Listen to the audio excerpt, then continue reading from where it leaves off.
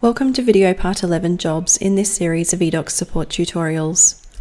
Whilst eDocs stores all documents in the main documents page listing, there is also an option to create jobs for storing related documents together to keep things more organised. Jobs can be created from several different locations within the system, including on the fly whilst you're creating a new document, whilst you are moving a document, as well as from within the jobs page itself. Or you can simply create it directly from the jobs listing on the main menu. Access all of your jobs from the jobs option on the main menu, then click on the job name to view all of the documents within each job.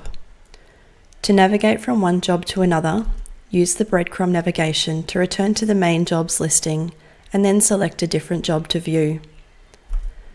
Additional options available from the Actions button are viewing the job as an alternative to clicking on the job name, editing the name of the job, and deleting the job, including all of the documents contained within it if it is no longer required.